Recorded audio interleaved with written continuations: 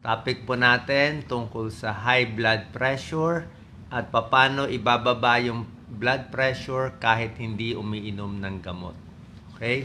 Una-una, magbibigay muna tayo konting disclaimer. Siyempre, pag yung blood pressure nyo sobra taas, let's say talagang severe, 180, 100, kailangan nyo na ng gamot. Kung talagang may komplikasyon na, may sakit na sa puso, heart failure, o merong komplikasyon na, malamang kailangan nyo na ng gamot. Pero kung ang high blood nyo ay nag-uumpisa pa lang, mild lang, hindi naman ganun kataas. Palagay natin 140/90 o lampas lang konti, wala kang sintomas, pwede natin itry itong 14 home remedies at malay natin baka makuha na dito sa 14 home remedies. Mabawasan yung gamot nyo at least o baka later on matanggal pa yung gamot. Depende po. Okay? Merong bagong datos ngayon. Actually, mga new data papakita ko sa inyo. Dati, ang may high blood sa Pilipinas, 25%. Isa sa 4. Pero ngayon, base sa bagong pag-aaral, umabot na ng 37%. Sumobra pa dami. Mas dumami pa yung high blood from 25 to 37%. At konti lang ang blood pressure na controlled. Kasi nga, wala rin naman makuhang libreng check-up, wala rin makuhang libreng maintenance na medicine, di lahat nakakakuha, kaya hindi makontrol ang blood pressure. So, pag hindi na rin makabili ng maintenance medicine, kahit mura itong mga maintenance natin, try nyo tong 14 home remedies. Okay? Number 1 out of 14, kailangan maglakad-lakad kahit 30 minutes every day. Minimum yan. 30 minutes every day ang paglalakad, pwedeng bumaba ang blood pressure mo. Mas lalakas ang puso, mas maganda yung pumping, mas efficient. Baga sa kotse, mas pinapaandar mo yung kotse, mas gumagana yung kotse, mas hindi siya magasto sa gasolina. Parang gano'n. Kung mapapahaba mo pa yung exercise mo, lampas 30 minutes. Kung kaya mo 45 minutes, mas mabilis ang lakad, mas maganda pa.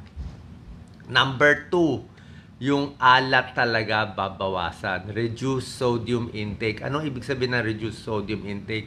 Diba lagi ko sinasabi sa inyo, bawasan yung patis, toyo, yung mga fast foods, mga french fries, maalat lahat yan Kahit yung mga fried chicken na maraming breadings, maalat yan. Meron po kasing issue sa sodium. Ito yung issue dyan. Lalaliman natin. Meron tinatawag na salt sensitivity. Okay? May mga lahi, may mga tao na sa dugo nila, sensitive sila sa salt. May pag-aaral nga pag sensitive ka sa salt, mga 50%. 50% na may high blood. Alam ko sa Pilipino, maraming sensitive sa salt. Ibig sabihin, pag maraming alat kinakain, naha-high blood sila. Pero may ibang tao, kahit kumain na maraming maalat, baliwala. So, hindi natin alam kung saan kayo papatak dito. Pero may tao, pag sensitive ka sa salt, genetic to, pag binawasan mo yung salt mo, bababa yung blood pressure mo dramatically. Okay? Kaya iwas sa pagkain sa labas, sobra kasi alat. Tapos, imbis na, minsan mahilig tayo sa toyo, patis, like sa mga sinigang o nilaga. Pag sa nilagang baka o baboy, lagay nyo na lang suka o lagay nyo kalamansi. Minsan kalamansi nilalagay ko. Kalamansi, lemon, suka o mga herbs o hot sauce na lang. Yung iba na lang herbs gamitin mo para hindi alat. Okay? Yung mahilig sa betchin, bawasan na rin natin betchin. Kasi betchin, sodium din siya monosodium glutamate Diba? MSG din siya. So, posible din siya maka-contribute sa high blood. So, reduce sodium intake sa restaurant food and processed food. Subukan nyo, bababa blood pressure nyo. Dalawa na yan. Pangatlo, sa alak. Okay? May konting pag-aaral na yung konting alak, baka daw may tulong sa puso. Pero pag nasobrahan mo naman yung alak, marami ng negative effects. Okay? Actually, sa mga pag-aaral, kahit konting alak, pwede makataas ng blood pressure. Tsaka yung alcohol, maraming calories din yun. Isang beer, maraming calories para kumain ka na ng 3/4 cups of rice. So, Pag maraming beer, maraming wine, tataba din. Mas overweight, mas high blood. Pag kayo overweight ng 20 pounds, lampas kayo 20 pounds sa tamang timbang mo, ang blood pressure tataas ng mga 10 up to 20 points.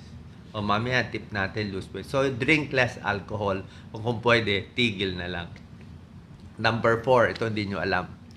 Pampababa ng blood pressure, di ba sinabi ko sa inyo, bawas asin. Kasi maraming asin, nakaka-high blood. Ang dadamihan yung kakainin, potassium-rich foods. Kasi potassium and sodium, magkakontra yan eh. Pag marami kang sodium kinain, high blood. Pero pag marami kang potassium-rich foods kinain, bababa yung blood pressure mo. At least hindi siya tataas o makakababa. Kasi kontra yan dalawang yan. Pag marami kang potassium, lalabas ang sodium sa katawan. Ano potassium-rich foods? Siyempre, saging, potassium-rich foods. Prutas, gulay, green leafy vegetables, kamatis, lahat yan, potassium. Prutas, melon, saging, avocado, orange, lahat yan. Potassium, meron din sa tuna, sa isda, sa nuts, seeds, and beans. Ito mga healthy foods, potassium-rich. Pero basically, saging, patatas pwede, pero hindi yung hindi french fries, patatas na mga baked potato o sinasama sa mechado o sa ulam, sa nilaga, di ba may patatas. Mas okay yun. Number 5, kape. Okay, may issue dito sa kape Tulad ng asin, itong number 5, mga bagong pag-aaral to kinakwento ko sa inyo. May taong sensitive sa kape, sa caffeine. May tao, like uminom lang siya ng 2 cups ng brewed coffee, ganyan, manginginig na. High blood din na siya, tataas na blood pressure niya. Pero may tao, inom ng kape, ay baliwala. Okay? So, pag uminom ka ng kape, tataas yung blood pressure mo, bahagya, pero short term lang dapat. Hindi dapat pang matagalan. Pero yung mga taong sensitive sa caffeine, minsan nakakataas ng blood pressure. Kaya depende sa inyo. 'Di ba? Baka bawasan yung kape o wag masyadong matapang. Number 6, ito talaga, chronic stress ang nakaka-high blood. Okay? Hindi ko sinabi konting stress o na-stress ka, may kaaway ka today. Chronic stress, yun talagang ilang buwan na talaga yung problema mo. Ilang buwan na kayo nag-aaway ni Mrs., ni Mr. Yan. Ilang buwan ka na talagang hirap na hirap yung bukod sa chronic stress, kasama dito yung kulang sa tulog. Siyempre, stress ka, hindi ka makatulog eh. So, kailangan mahaba ang tulog at pag may chronic stress, yan talaga nakaka-high blood. Minsan may mga trabaho talaga nakaka-high blood. Baka lawyer o yung talagang mahihirap na mga jobs, mga negosyante, nalulugi, kulang pa sa tulog. Kasi pag stress ka, bumibilis ang heart rate, sumisikip yung mga blood vessels natin. Okay?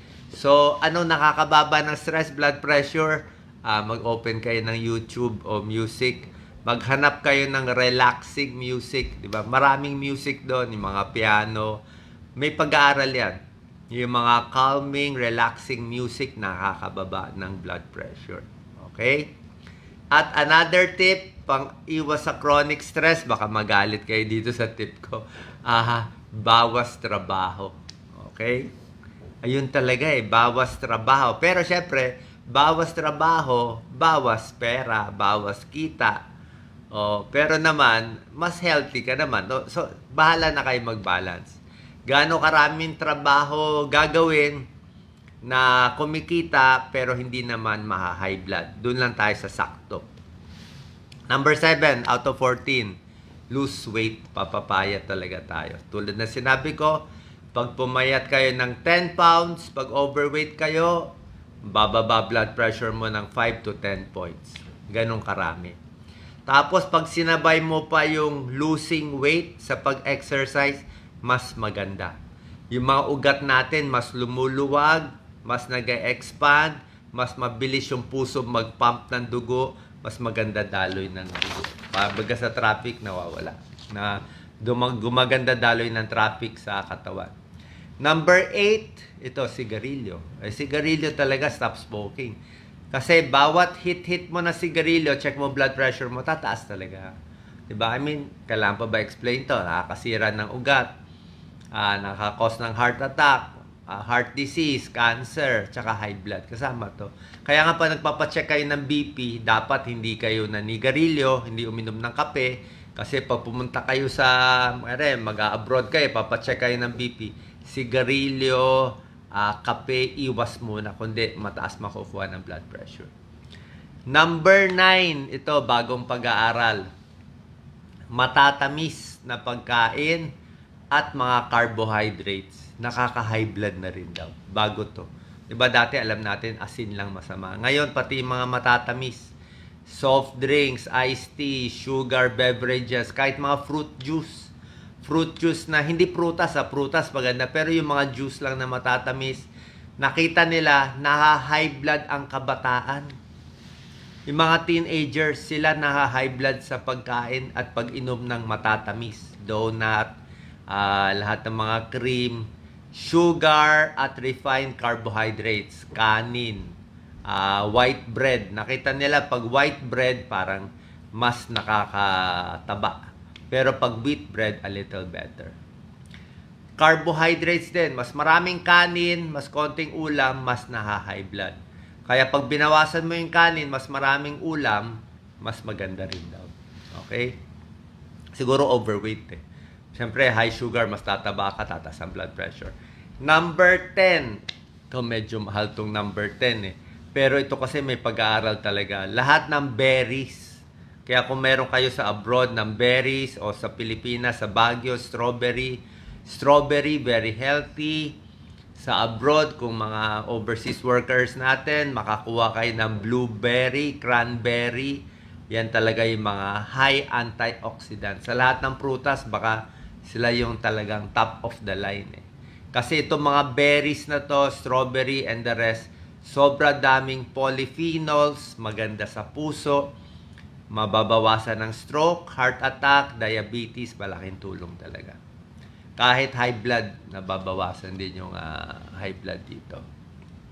Number 11. Ano nakaka-high blood? Mental health natin. Yan, nakaka-high blood. 'Di ba? Anong mental health?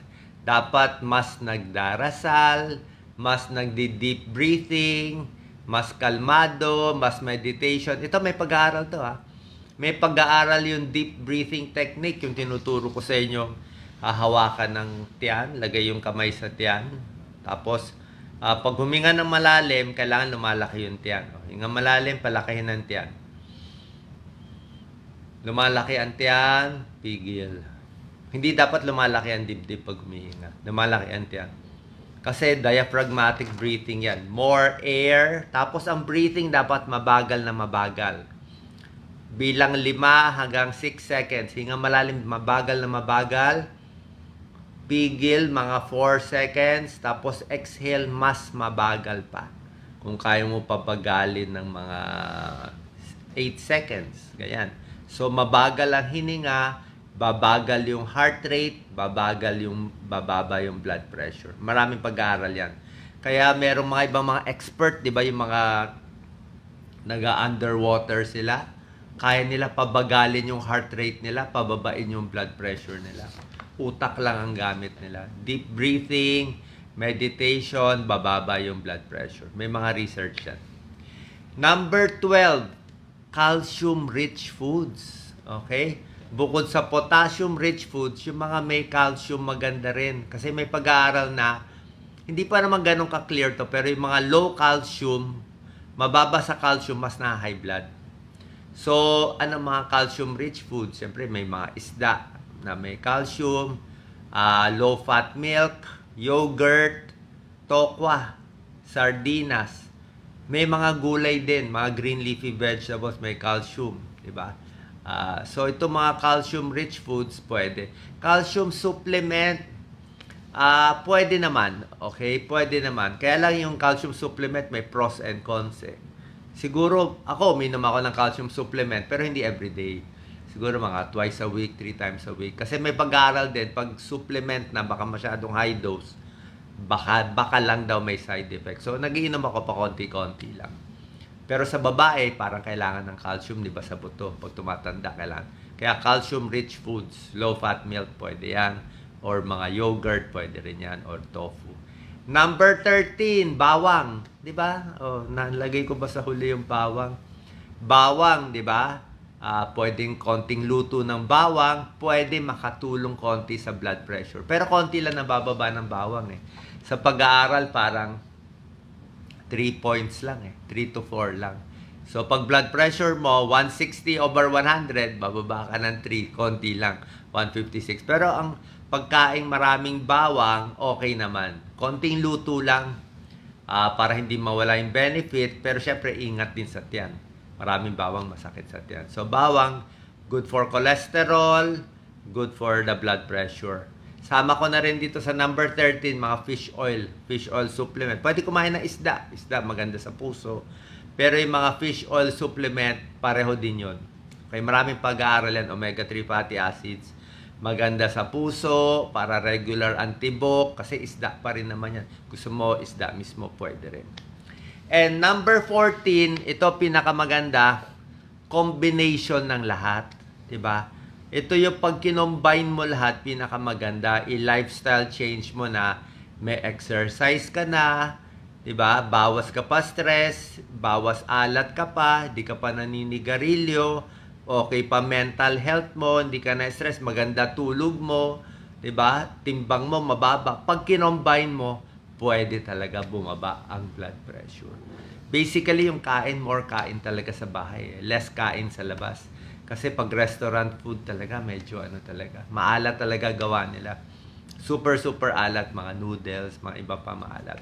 And sama ko na rin sa number 14, merong konting pag-aaral uminom ng maraming tubig. 8 to 10 glasses of water. Sabi mo, Doc, anong connection ng tubig sa high blood? Actually, dapat walang connection pero may konting pag-aaral na ngayon lumalabas.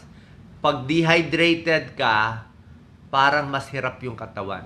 Pag dehydrated, mas hirap yung puso, mas hirap siya mag-pump, mas nag-heart failure. So, pag kompleto ka sa tubig, mas kalmado din yung puso. Ito, may konting pag-aaral. Drink more water, additional 2 glasses of water per day, bumababa ang systolic blood pressure. Okay? So, sana po nakatulong to. Pag ginawa nyo na to, pag may maintenance kayo, ginawa nyo to bumaba, titingnan natin, baka mababa nyo konti yung maintenance nyo. Pero kung masyado mataas ang blood pressure, tuloy nyo lang yung maintenance nyo. Wala naman masama, di ba? Kung talagang di kayo makaiwas sa pagkain sa labas, hirap magpapayat, nagkakaedad na, pwede na. Pero sa mga nag-uumpisa pa lang, sobra daming Pilipino may high blood, 37%. Mabawasan lang natin konti yan. Libre pa itong mga tips natin. Walang babayaran. Walang gamot na bibiliin. Who knows? Makatulong din. Okay, so ako po bilang internist and cardiologist, pa-check din po kayo sa doktor ninyo. Pag sinabi ng doktor ninyong internist or cardiologist, siya pa rin ang masusunod. Ito mga tips ko lang naman ay dagdag tulong para mas hindi mahirapan yung doktor nyo makontrol ang iyong blood pressure. Salamat po. Share po natin sa ating kababayan.